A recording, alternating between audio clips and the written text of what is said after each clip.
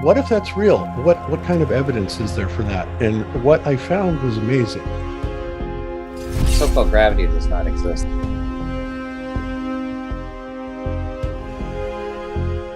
Flat Earth isn't a disk floating in space. This is mixing the two models. This is ridiculous, right? But you ask anybody that's a glober, they're like, oh, what, are we the only flat planet? Are the other planets flat? We don't believe any of that. And when we actually apply science to what we see in the sky, we realize that we can't be seeing what they're telling us. Every branch of science, too, throughout all of history, has always thought that their crap was 100% right, and they've always been proven wrong, depending on the time period, archaic, so on and so forth. Right, they've always been proven wrong. Always. Neil deGrasse Tyson goes around telling people that science is true whether or not you believe in it, and there's not a more patently absurd false statement that one person could say.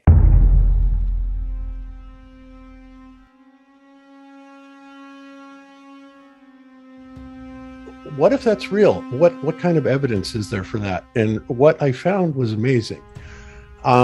There's a lot of optical phenomenon that will kind of demonstrate that. The fact that, we are able to sit inside of a 14.7 or 760 torr atmosphere next to a 10 to the negative 17th vacuum without blowing the atmosphere off into space. And, they say, well, gravity takes care of that. It's like gravity's way too weak to take care of that. It stands to reason, at least in our minds, that we are in something that is in fact covered.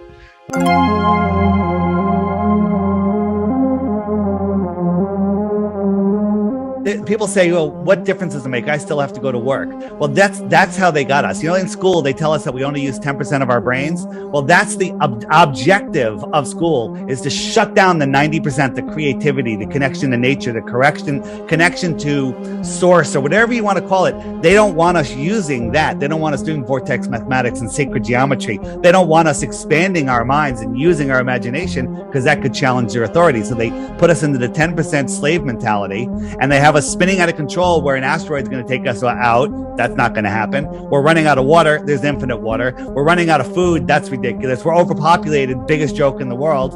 Okay. They want us living in fear, so we will succumb to them and we'll give our free will away. You take a telescope, you point it at the stars, and and then you take that as a reference, and then you fill the front of the telescope up with water, which theoretically would slow the light coming in to the telescope, slow it down. And the idea is that if the light was already coming in at the correct angle, meaning that it's the sky that is turning above us, then they would not have to adjust the telescope.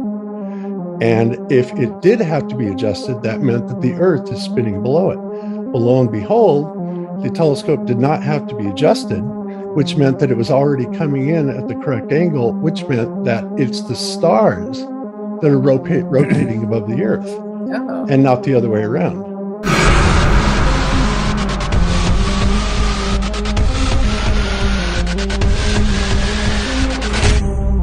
Basically, we live on the dielectric inertial plane of the Earth.